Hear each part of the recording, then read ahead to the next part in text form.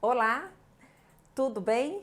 Eu sou a professora Andréia Martinez e estamos aqui mais uma vez reunidos na 7ª Semana Pedagógica promovida pela Rede Pedagógica, e a gente vai estar discutindo ao longo dessa semana sobre um assunto muito pertinente que provoca muitas reflexões, muitas discussões, que é a questão da alfabetização. E eu, especificamente, vou estar falando sobre a alfabetização em relação à BNCC. É claro que a minha fala vai estar muito mais voltada para as reflexões, discussões voltadas para a educação infantil. Quem já me conhece aqui de outros momentos na rede pedagógica sabe que eu sou uma especialista na área da educação infantil, né, com mestrado e doutorado discutindo essa primeira etapa da educação básica, mas é claro que também vou trazer algumas reflexões sobre os anos iniciais do ensino fundamental também, até porque envolve a questão da transição entre essas duas primeiras etapas da educação básica. Então vamos lá?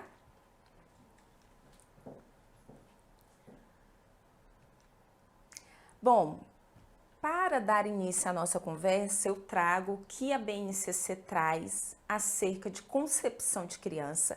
E essa concepção surge já num documento anterior, que são as Diretrizes Curriculares Nacionais para a Educação Infantil.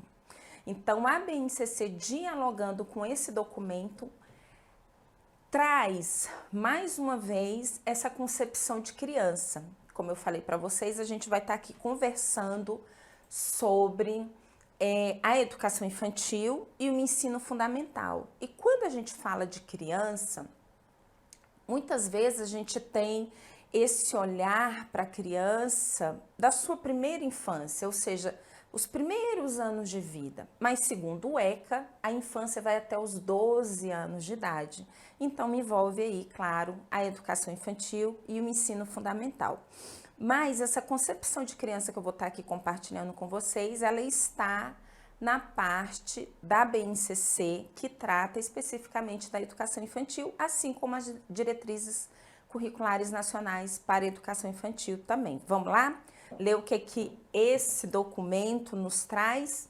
A criança é sujeito histórico e de direitos que, nas interações, relações e práticas cotidianas que vivencia, constrói sua identidade pessoal e coletiva. Ela brinca, imagina, fantasia, deseja, aprende, observa, experimenta, narra, questiona e constrói sentidos sobre a natureza e a sociedade, produzindo cultura. Veja só a amplitude que é essa concepção de criança que as diretrizes e a BNCC nos traz. Então, vai muito além daquela concepção de que a criança é um ser que está sendo preparado para o futuro, ou de um ser indefeso, ingênuo. A criança, ela está totalmente inserida na sociedade, vivenciando as atividades sociais, culturais, junto com as demais pessoas com as quais ela vivencia as mais diversas experiências, as mais diversas aprendizagens, conhecimentos que vai sendo constituídos a cada dia, desde o início do seu nascimento, ao longo dessa relação com o outro, na sociedade, na cultura, a criança vai se desenvolvendo, a cada dia ela está se desenvolvendo. Então a gente precisa olhar para esse potencial que é as crianças e não ficar imaginando que elas são cheias de limitações. Na realidade, elas são cheias de potencial e nós, enquanto educadores, podemos sim contribuir para esse processo de desenvolvimento das crianças. Então, compartilhando aqui com vocês, eu trago a organização da BNCC para a educação infantil. Por que eu vou trazer esse destaque em relação à educação infantil? Porque na primeira etapa da educação básica, essa organização curricular é bem diferente das demais etapas, porque no ensino fundamental e no ensino médio, traz uma organização por áreas de conhecimento, né? E aqui, na educação infantil, essas áreas de conhecimento, elas são agrupadas, incorporadas, né, como uma unidade em campos de experiências. Só que até a gente chegar lá no campus de experiência, eu quero estar aqui compartilhando com vocês essa organização da BNCC em relação à educação infantil, que eu já falei em outros momentos, mas é importante a gente retomar.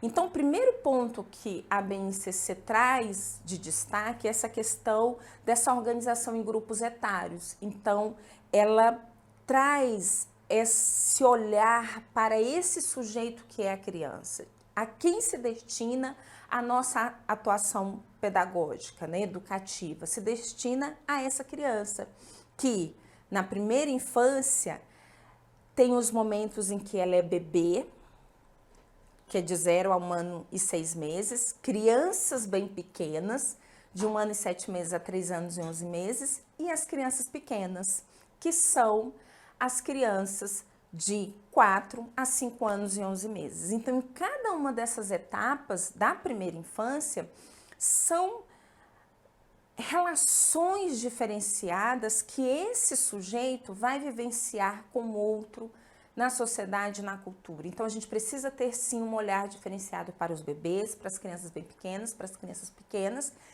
E, nos anos iniciais do ensino fundamental, a gente também precisa ter esse olhar diferenciado, que a gente ainda está falando da criança, mas é uma criança um pouco maior, que tem mais complexidades, né, envolvidas aí em relação às experiências, né, complexidades não, um arcabouço bem maior de experiências, de aprendizados que ela vem vivenciando, né? Então, a gente precisa estar atenta a cada uma dessas especificidades. Um outro aspecto que a BNCC nos destaca é a questão dos princípios.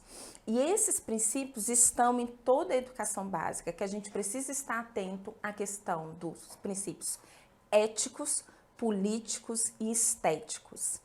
E esses 3 princípios já podem ser vivenciados desde a mais tenra infância lá, quando se é bebê.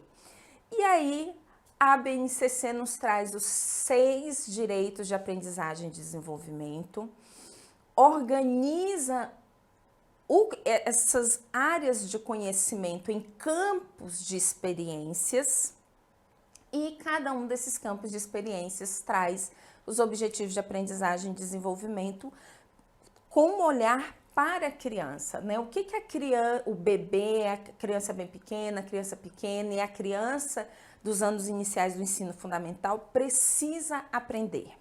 Então, dando continuidade aqui, eu compartilho com vocês os 6 direitos de aprendizagem e desenvolvimento, né, em relação à educação infantil especificamente. Então, quando a gente fala de alfabetização, a gente precisa considerar tanto os 3 princípios que eu falei para vocês, os princípios éticos, políticos e estéticos, como os 6 direitos de aprendizagem e desenvolvimento.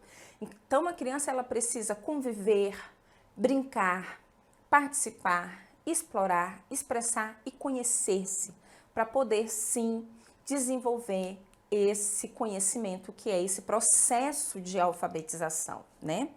E dando continuidade aqui, eu trago para vocês os 5 campos de experiências, também voltado para a educação infantil, como eu já falei, porque é uma organização diferente do ensino fundamental, né? Então, aqui os campos, as áreas de conhecimento estão organizadas em campos de experiências, né? Que traz o eu, o outro e o nós, corpo, gestos e movimentos, traços, sons, cores e formas, escuta, fala, pensamento e imaginação, espaços, tempos, quantidades, relações e transformações.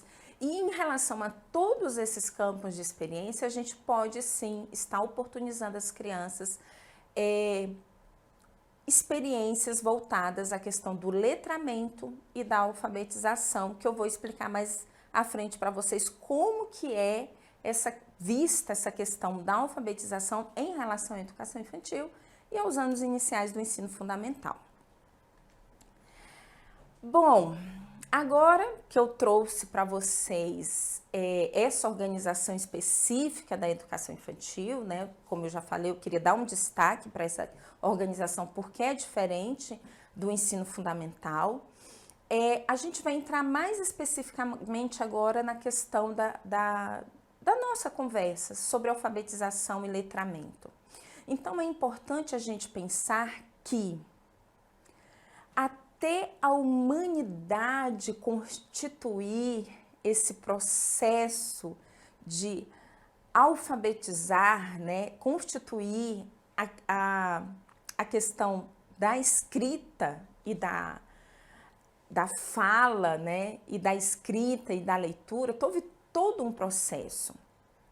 E ao longo desse processo, diferentes formas de linguagem, nós seres humanos fomos constituindo ao longo da nossa trajetória humana, né, desde formas diferentes de se comunicar por sons, como gritos diferenciados que poderiam estar expressando diferentes emoções, avisos, alertas, né?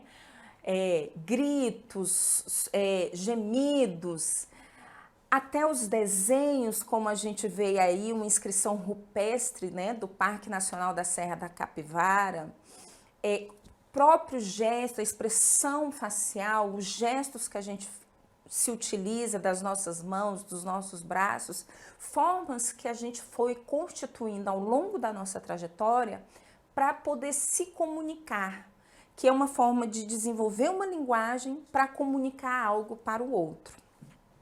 E aí, nesse processo, a gente vê que tem diferentes funções as formas de linguagem, né? E a gente precisa estar atenta a isso, porque é importante quando a gente for trabalhar esse processo de alfabetização e letramento com as crianças, é muito importante elas entenderem o porquê de cada uma dessas atividades, dessas experiências, desses conhecimentos, desses saberes que a gente está compartilhando com elas, né?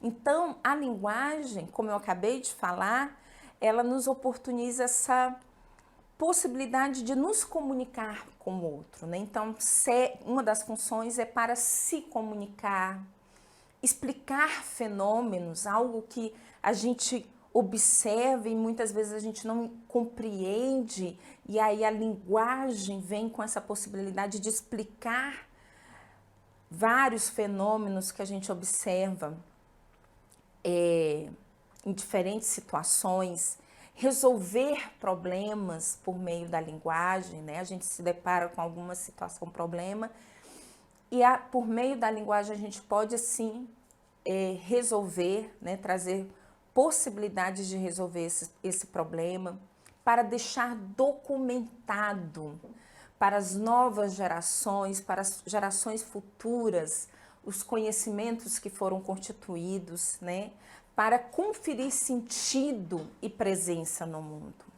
Olha só que profundo isso. E para transmitir conhecimento para as nossas novas gerações, que tem muito a ver com esse sentido também de documentar algo que eu acabei de falar para vocês.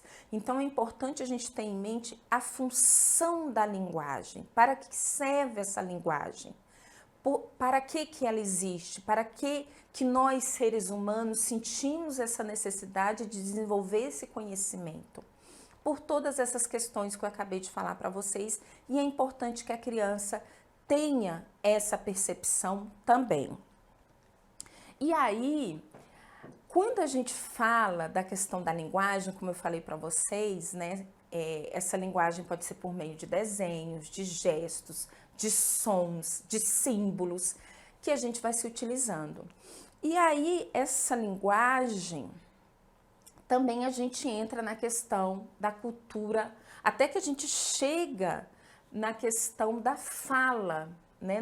Nessa linguagem que é falada, e não só oralmente, mas também a linguagem de sinais, né? Claro, é importante a gente ressaltar isso aqui. E aí a gente tem essa cultura oral e a cultura escrita, que é também essencial a gente fazer essa reflexão com as crianças. Durante muito tempo, nós seres humanos, nós utilizávamos a cultura oral, porque era o que tínhamos de desenvolvido até o momento. Até que, aos poucos, foi se desenvolvendo a linguagem escrita, e a gente se apropriou dessa linguagem escrita, né? A gente se apropriou desse conhecimento de ler e escrever. E ainda hoje, em algumas comunidades, é possível sim ter uma presença maior da linguagem oral ou da cultura oral do que a cultura escrita, né? A gente ainda consegue encontrar em alguns lugares. Então é muito importante a gente desenvolver com as crianças todo esse processo de cultura oral, né? De trazer para elas como que é importante você ouvir e ao mesmo tempo você desenvolver a sua fala, o seu pensamento, o seu raciocínio, né? A sua organização do seu pensamento. E aí, quando isso está bem estabelecido, é muito mais fluido esse processo de escrever tudo aquilo que você desenvolve oralmente. E aí eu trago aqui para vocês uma citação do Luria, que foi um dos estudiosos da teoria histórico-cultural. Quem já me acompanha aí de outros momentos sabe que também me aprofundo os meus estudos na teoria histórico-cultural, né, que tem aí como seu principal estudioso Vygotsky, mas a gente também tem outros, né, como Leontiev, o Luria, o Elcone e muitos outros que desenvolveram, né, estudaram, aprofundaram seus estudos na teoria histórico-cultural. E aí o Luria nos traz essas palavras que eu acho super profundo da gente pensar aqui sobre isso, né? Então, aí eu trago uma imagem, aí sou eu segurando a Aurora, que é a minha netinha. Aí vocês veem que é um bebê, e esse bebê já na sua mais tenra infância, nos seus primeiros dias, tem contato, né, com livros, com computador, com celular. E esses instrumentos, essas ferramentas culturais, trazem também a possibilidade dessa cultura oral e da cultura escrita também. Então, o que o Luria nos fala? A história da escrita da criança começa muito antes da primeira vez em que o professor coloca um lápis em sua mão e lhe mostra como formar letras. Então, isso que o Luria nos traz é uma provocação para a gente pensar que a gente não precisa acelerar o processo para querer colocar na mão da criança um lápis, segurar na mão dela e ir, né, orientando a sua escrita. Tem todo um processo anterior que pode ser vivenciado anteriormente com a criança. E eu falo isso com um olhar mais específico para a educação infantil, porque atualmente a gente tem muitas discussões em relação a essa questão da alfabetização na educação infantil. E o que a BNCC nos traz? Que é claro que a criança vai ter contato com a cultura escrita, como eu acabei de mostrar para vocês aí, né? Um bebê que se depara diante de um computador que tem um monte de letras, que se depara diante de um livro que tem um monte de letras, que anda pela cidade e vê letreiros com um monte de letras, com sílabas, com palavras, com frases, com ideias que são compartilhadas, com histórias, com narrativas que são compartilhadas. Mas antes dela aprender de fato essa escrita e essa leitura, tem todo um processo anterior que a gente precisa respeitar. Então, dando continuidade aqui. Então, em uma sociedade letrada, a criança pode encontrar-se muito cedo com a cultura escrita. Mais uma vez eu trago para vocês a Aurora aí segurando um livro E ela está tendo contato com essa leitura escrita, né? Com as letras. Alguém vai. Primeiro ela está aí só manipulando, conhecendo, né, essa ferramenta cultural que é o livro, esse instrumento que é o livro. E alguma pessoa pode pegar esse livro e contar essa história para ela. E depois ela vai começar a fazer associações daquilo que a pessoa lê, que está escrita ali naquelas palavras. E ela vai começar a levantar hipóteses. Então é muito importante a gente não acelerar processos, né? Mas a gente oportunizar que a criança vivencie tudo isso. Então, voltando lá, o que chega a ser para a criança esse instrumento dependerá de que sentido tenha para ela esse significado, né? Então, como eu acabei de falar para vocês, ela vai ter essa experiência com os livros e outras ferramentas que trazem a cultura escrita e ela vai atribuir sentido a isso dependendo das experiências que ela for vivenciando, né? E na relação que estabelece com a linguagem escrita, por meio das experiências vividas, a criança vai constituindo para si um conceito sobre a escrita. Então ela vai levantando hipóteses e vai elaborando esses conceitos, né, ao longo de todas essas experiências que ela vai constituindo. E aí eu trago aqui para vocês, né, algumas discussões mais especificamente sobre a escrita, né? Então, qual o lugar que a escrita tem na vida das crianças? A gente precisa pensar sobre isso, né? Quais são as experiências das crianças com a escrita em seu cotidiano? Como esse instrumento cultural é apresentado às novas gerações? Quais são as experiências das crianças com a escrita na escola? Então, a gente precisa pensar sobre tudo isso antes de simplesmente colocar um lápis na mão dela, apresentar as letras de uma forma totalmente mecânica, sem sentido nenhum para a criança. É preciso todo um processo anterior para a criança ir estabelecendo essas relações, levantando hipótese e constituindo o seu conhecimento sobre a escrita. E aí, né, a percepção aí é importante, eu volto novamente à questão da função da linguagem, a função da escrita, a função da leitura, né? E é importante a criança ter percepção disso, né? A percepção da função social da leitura e da escrita. Para que serve esse conhecimento? Por que é importante para ela internalizar esse conhecimento, né? E a relação que a criança vai estabelecendo com a leitura e com a escrita, que não seja uma relação de pressão, uma relação mecânica, mas uma relação que vai sendo fluido e que a criança é instigada a querer se apropriar daquele conhecimento, de ela querer escrever, conhecer aquelas letras, aquelas sílabas, aquelas palavras, aquelas frases, o que está sendo exposto ali naquele livro, naquele cartaz que ela vê na escola, né, nos informativos que ela encontra nos espaços culturais dos quais ela faz parte. Então, dela ir estabelecendo essas relações e percebendo essa função cultural. E aí, como eu falei para vocês, né, trazendo a citação do Luria, sobre toda uma vivência anterior que a criança tem a oportunidade, né, de experienciar antes de realmente estabelecer esse processo de leitura e de escrita. Então, aqui, né, existe toda uma história da aquisição da escrita pela criança.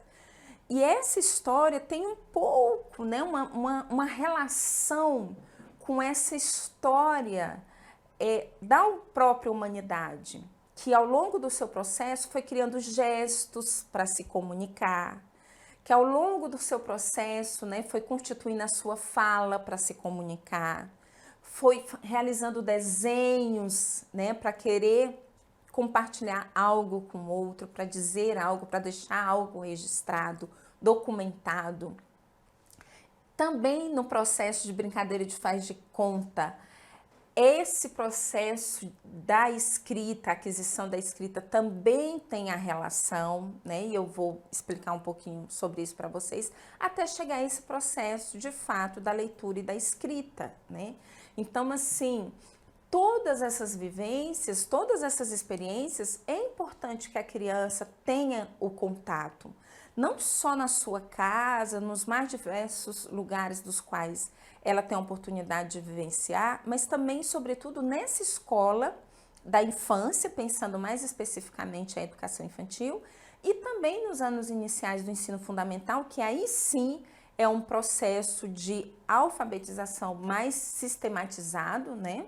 Mas que ao mesmo tempo precisa também respeitar esses interesses, essas necessidades das crianças e instigar na criança essa vontade de querer se apropriar desse conhecimento. Então, tendem a formar... Aí o que eu trago aqui para vocês? Como eu falei anteriormente, né, essa questão que muitas vezes, quando a gente começa esse processo de alfabetização, sem considerar todo esse processo da criança, toda essa história de desenvolvimento da criança, essa relação que a criança faz, atribuindo sentido, né, percebendo o significado de todo esse contexto que envolve, de todos esses conhecimentos, né, e aprendizagens que envolvem a leitura e a escrita, né, a gente pode estar contribuindo para formar um pseudo-leitor, contribuindo para a formação de um analfabeto funcional. Então, eu retomo aqui uma discussão anterior que eu falei com vocês há pouco. Eu falei que como é importante a cultura oral, né? Da criança aprender a ouvir e nessa escuta dela interpretar o que ela está ouvindo, dela discutir com o outro sobre o que ela está ouvindo, dela realmente fazer questionamentos, apontamentos, enfim. E ao mesmo tempo que ela desenvolve essa escuta, e essa escuta que ela tenta dialogar com o outro, que ela questiona o outro, né? Ao mesmo tempo, é importante que a criança desenvolva a sua fala e que ela comece a organizar o seu pensamento, as suas ideias e também levantando hipóteses, né? Tentando explicar para o outro aquilo que ela está querendo compartilhar. Porque às vezes a criança fala de uma forma e a outra criança não entendeu, então ela tem que reelaborar a sua fala. Então todo esse processo tem que estar muito bem consolidado quando a criança vai passar para a cultura escrita, né? Então, para essa cultura letrada, dela ter o contato com essa escrita, dela ir adquirir esse conhecimento da escrita e da leitura, e ao mesmo tempo que ao ler, ela leia e consiga interpretar, dialogar com aquele texto, levantar hipóteses, questionamentos sobre aquele texto, dialogar com o texto que ela está lendo, né? E ao mesmo tempo escrever. Então, como a gente já ouviu várias vezes, muitas reportagens falando, sobretudo em época do Enem, por exemplo, né? Como os jovens têm dificuldade de fazer a prova da redação. Por quê? Porque muitas vezes esse processo de escrita não foi bem consolidado ao longo da sua trajetória formativa, né? De desenvolver o seu pensamento e colocar esse pensamento num papel de uma forma que o outro vai compreender o que você está querendo dizer. Então é um processo muito complexo que já começa nos primeiros momentos que a criança está ali tendo contato com a leitura escrita, né, e aprendendo a ler e escrever. Então, vamos voltando lá. Então, a gente precisa ter muito cuidado em relação a isso, para a gente não contribuir para a formação de um pseudo-leitor, né, um analfabeto funcional. E aí, na realidade, gente, a leitura aqui, né, eu vou de baixo para cima, né? Então, enfatizar inicialmente o reconhecimento de letras, sílabas e palavras, e não as ideias do texto, a gente tende a formar um pseudo-leitor, contribuindo para a formação de um analfabeto funcional, né? Então, a ordem aqui ficou trocada, mas eu acho que agora vocês compreenderam, né? Então, vou reforçar aqui. Muitas vezes a gente foca nesse conhecimento da letra de forma isolada, ou da sílaba, ou das palavras, né? Ou dessa associação do som com uma letra. E a gente não foca na ideia do texto, na narrativa, né? Na interpretação desse texto. E aí a gente tende a formar esse pseudo-leitor e um analfabeto funcional, né? E a gente precisa estar alerta em relação a isso. Então, quando a gente fala desse processo de alfabetização e letramento, envolve isso, porque a alfabetização é ter esse conhecimento, né, alfabético e ortográfico, mas isso não pode vir isolado desse conhecimento, né, desse campo das ideias, de entender, de interpretar o que está sendo escrito ali, está sendo lido, que tem a ver com essa função do uso da escrita e da leitura na sociedade. E aí a gente está falando do letramento, né? Então a gente tem aqui a alfabetização e o letramento que precisam caminhar juntos o tempo todo, em todo o processo de desenvolvimento aí desse conhecimento. Então, voltando aqui especificamente para a educação infantil provoca a criança para conhecer o mundo e expressar esse conhecimento nas múltiplas linguagens, por meio das quais é capaz de expressar em sua relação com o mundo, né? Então, a criança precisa desenvolver a fala, o desenho, a brincadeira de faz de conta, a pintura, a modelagem, a dança, a música, o teatro, entre outras formas de expressão. Porque em todas essas formas de expressão, a criança está compartilhando com outra alguma coisa, está comunicando com outra alguma coisa, está deixando registrado, né, a sua expressão. E falando especificamente aqui da questão da brincadeira de faz de conta, a criança, quando ela brinca de faz de conta, ela começa a desenvolver esse pensamento simbólico que está muito relacionado com o processo de leitura e de escrita que ela vai desenvolver lá na frente. Então, a criança precisa brincar. Deixem as crianças brincarem, por favor. E não só na educação infantil. Nos anos iniciais, a criança continua sendo uma criança. Tudo bem que ela é uma criança um pouco maior, mas ela ainda é criança, como eu falei para vocês, né, de acordo com o ECA, até os 12 anos é criança. Então, é importante também que ela tenha esses momentos para poder brincar, jogar, né, fazer esses jogos, realizando uma diversidade de atividades e não ficar simplesmente focada na escrita, né, ou na leitura, na decodificação, né, das palavras. A gente precisa dar outras oportunidades para as crianças vivenciarem também. Bom, e aí, pensando, né, na escola, a gente precisa pensar num ambiente alfabetizador, né? E o que é isso, esse ambiente alfabetizador? Né? Pode ser compreendido como a presença de livros, de textos digitais, de jornais, de revistas, etc. E das práticas sociais e culturais de leitura e de escrita mediadas por esses materiais, né? Então, esse é um ambiente alfabetizador. Não é simplesmente colocar um monte de letras na parede, né? Mas é ter instrumentos culturais em que a criança vai perceber ali o uso cultural da leitura e da escrita em diferentes instrumentos culturais, né? Além do livro, como eu falei para vocês, né, de alguma forma, se houver a possibilidade, né, dela perceber que também é possível desenvolver esse conhecimento pelo uso das ferramentas digitais, como um celular, um tablet, um computador. A gente sabe que nem toda escola é possível isso, mas as que puderem, é importante que a criança tenha esse contato com essas ferramentas digitais também, né? Jornais, revistas, gibis, né?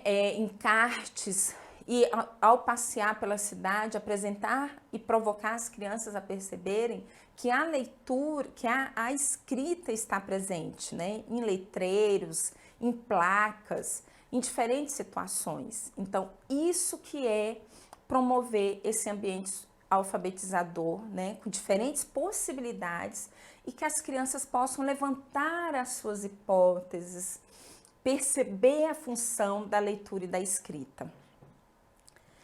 E aí, a gente tem aqui a intencionalidade educativa, né? Então, a gente, além de pensar nesse espaço alfabetizador, a gente precisa também pensar nessa intencionalidade educativa, né? Então, acompanhar os interesses e necessidades de expressão das crianças, responder às curiosidades das crianças, desafiar as crianças a pensar sobre as palavras e sua sonoridade, proporcionar a interação e brincadeiras, né? E eu não coloquei, mas possibilitar também a escrita espontânea da criança, né? Que ela mesma elabore as suas hipóteses e desenvolva a sua escrita espontânea até chegar, né, de fato, à escrita alfabética e ortográfica que vai sendo desenvolvida depois. E é isso, gente. Eu acho que, espero que eu possa ter contribuído aí um pouquinho com vocês sobre essas reflexões. Eu finalizo aqui ressaltando esse processo de transição que envolve a educação infantil e os anos iniciais do ensino fundamental, né? Muitas vezes, quem está nos anos iniciais do ensino fundamental deseja que a criança já chegue pronta, sabendo ler e escrever. Mas, segundo a BNCC, isso não é papel da educação infantil. Na educação infantil, a criança vai ter contato com essa cultura escrita das mais diversas formas, pensar sobre a sua função, levantar hipóteses, desenvolver a sua escrita espontânea, dialogar sobre, fazer tentativas, né? Mas, de fato, o processo de alfabetização, ele acontece sistematicamente nos anos iniciais do ensino fundamental. Então, é preciso cada profissional da educação respeitar a educação infantil e respeitar os anos iniciais do ensino fundamental, né? O que cabe a cada uma dessas duas etapas. E, tanto um como o outro, olhar para a criança, né? Eu sei que nos anos iniciais do ensino fundamental há uma cobrança muito grande em relação a cada vez mais antecipar esse processo de alfabetização da criança, mas ao mesmo tempo a gente precisa respeitar o tempo da criança, né? Então, que isso possa acontecer de uma forma fluida, de uma forma que envolve, que instiga a criança a querer ter e desenvolver e internalizar esse conhecimento. Então, eu finalizo aqui. Um abraço para vocês e até a próxima.